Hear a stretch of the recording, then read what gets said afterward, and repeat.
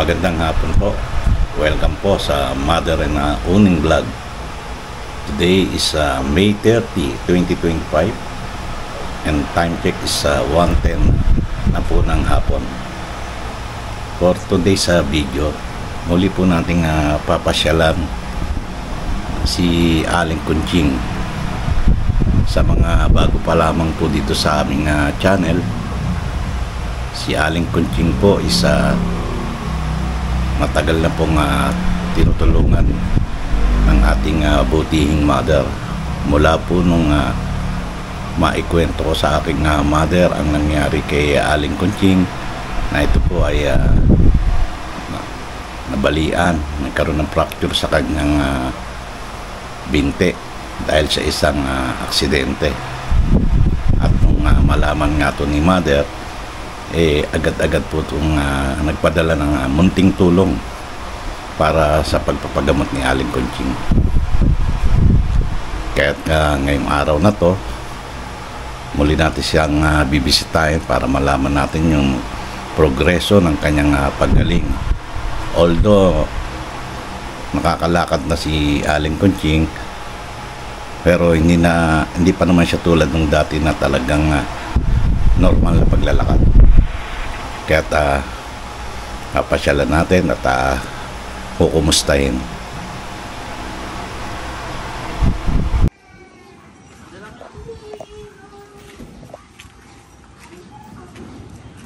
Aling Kunching, pinapakamusta kayo ni mother?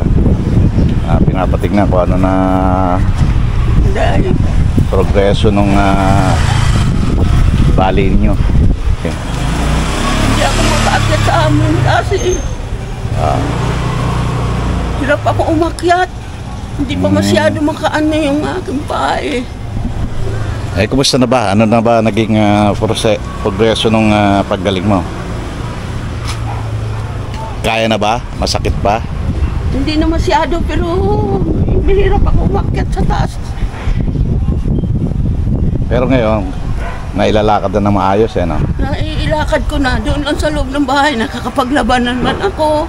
Nakapaglinis-linis ako, pero pag umakyat ako, pag bumaba ako, hindi ako makababa kasi ang lalim ng hagdan namin eh. Oo, naikwento ko kay mother yung ano mo na medyo nakakalakad ka na, pero kailangan pa rin ng gamot. Kailangan pa rin. O sige, ano masasabi mo kay mother? Mother, salamat Hindi mo pa ako naalaala mo pa rin ako. Thank you. Okay. Nagpahatid kasi ng konting tulong si mother. Salamat. Para mother, sa patuloy na naalaala mo pa rin ako. Hindi mo pa ako nakakalimutan. Oo. Maraming salamat po. Mag-alala pag nakaluwag-luwag si mother, bibigay pa rin naman siya ng tulong. Sa ngayon, may pinapaabot siya para pabili mo ng gamot. Salamat, mother Hindi mo pa rin ako nakakalimutan. Maraming salamat. Okay. Ito po si Aling Kunching. Ilang taon na ba kayo, Aling Kunching? 75. Si Aling Kunching is 75 na. Isang byuda. Ilang taon na ba kayong byuda? 15 years na. 15 years na. Okay. Paano ang kabuhayan mo ngayon? Ay, ito, sa akin, tumutulong si Kevin, si Juliana. May mga apo mo? Oo. Minsan si Junior, natulong-tulungan nila din ako. Tama naman.